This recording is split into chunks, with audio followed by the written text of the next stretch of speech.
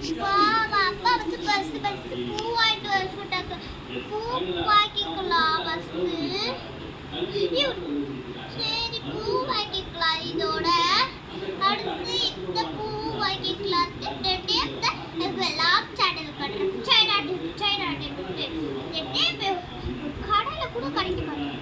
கடையில் விட்டால் 500 rupees அதே தான் கொடுக்குறாங்க. இந்த டெடி பண்ணல 2 ரூபா இதெல்லாம் எடுத்துக்கலாம்.